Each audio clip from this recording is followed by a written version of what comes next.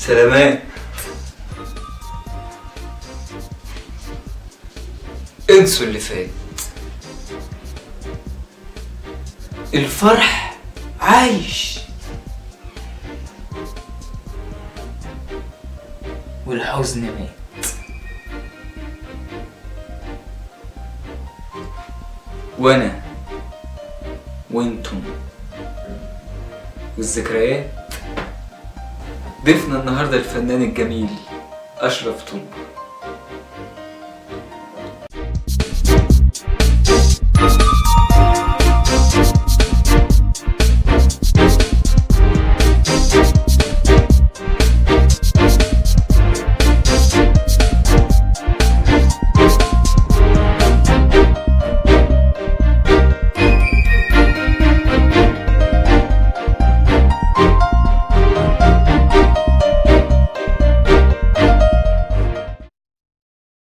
أستاذ أشرف، كل سنة وحضرتك طيب، كل عمل فني وحضرتك طيب، كل نجاح وأنت حضرتك طيب. يا رب يخليك، وسلام طيب وكل الناس طيبين إن شاء الله.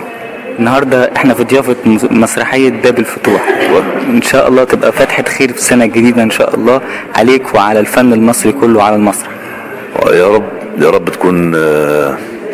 تكون بداية المشوار. هيبدأ بخطوة في خطوة في خطوة في خطوة لحد ما البلد دي تبقى إن شاء الله بإذن واحد أحد من أحسن بلاد العالم، مش الدول العربية بس.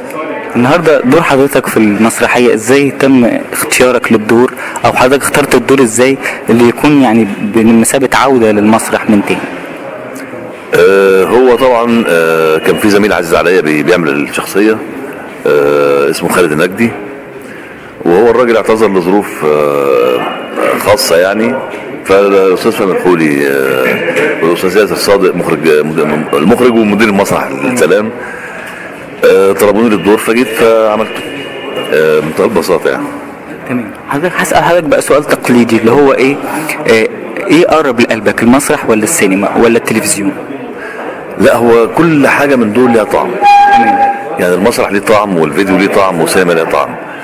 المسرح انت فيه بتبقى براحتك تماما، يعني انت ابداعك بتطلعه زي ما انت عايز، في الحركه في يعني التعبير فيه بحريه كامله، والتلاحم فيه مع الجمهور بيخليك يعني بتبذل اقصى ما عندك من اخراج للمواهب او الاندماج او عشان خاطر تبقى المواجهه لمصلحتك، يعني لانك انت بتبقى مكشوف.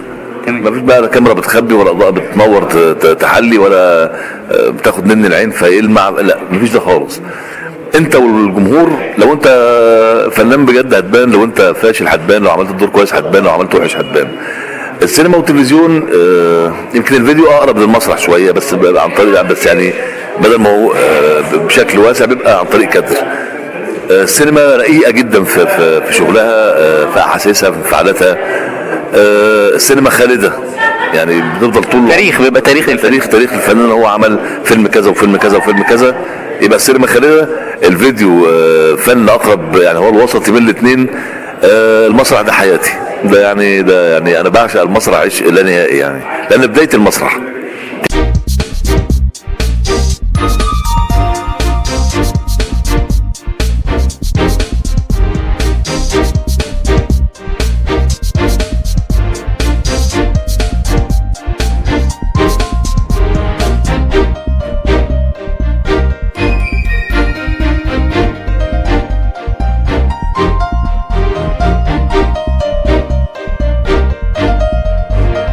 تجربة حضرتك في فيلم شادية ومتعب، يعني كلمنا عن التجربة دي وازاي دخلت فيها وازاي كنت حابب تشجعت انك تكملها.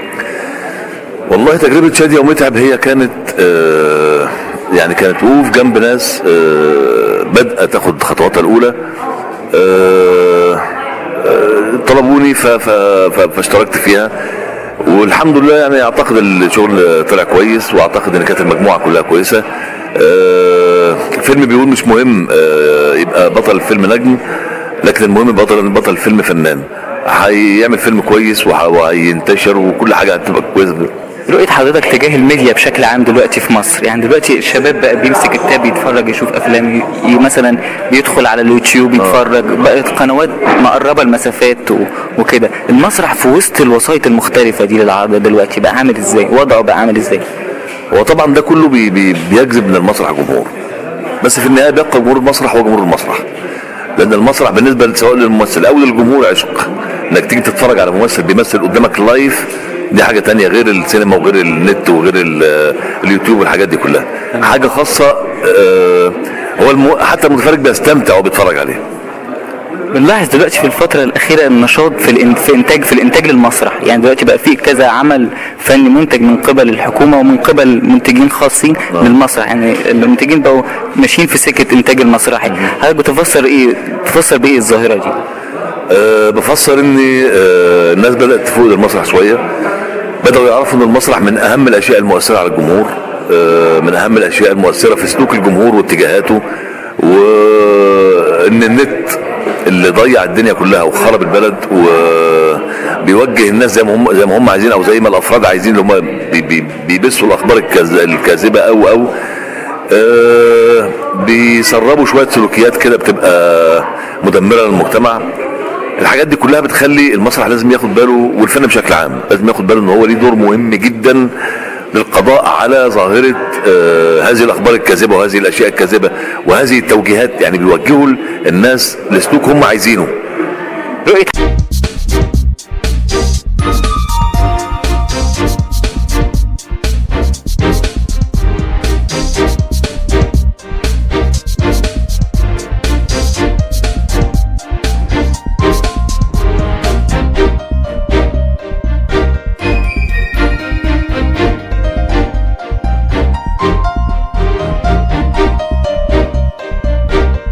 رؤية حضرتك بقى تجاه المسرح بشكل عام في الفترة اللي جاية، في الفترة القادمة؟ أنا أعتقد المسرح إن شاء الله هيرجع رجعة كويسة جدا، وهيبدأ ياخد خطوات جادة وهيعلى وهيبقى ليه رسوخ، لأن معظم أو كل ممثلين المسرح ممثلين كويسين جدا، المخرجين كويسين جدا، فاعتقد النجوم دلوقتي بقوا متجهين اتجاه قوي ان هم ياخدوا مسرحيات ويشتغلوا. طبعا زي الاستاذ يوسف شعبان اللي حضرتك بتشاركوا البطوله في المسرح. طبعا.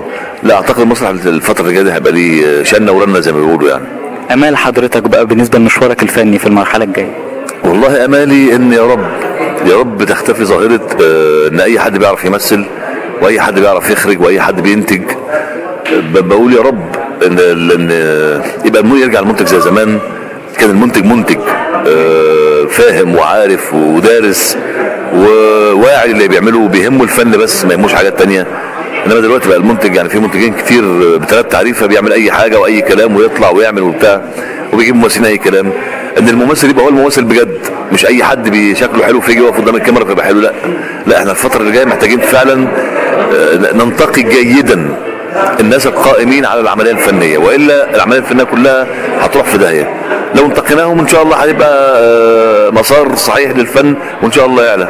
دور حضرتك بقى في باب الفتوح النهارده، وكلمنا عن الدور وازاي اخترته وازاي تم ترشح حضرتك للدور. هو الدور هنا قلت لك ازاي اترشحت.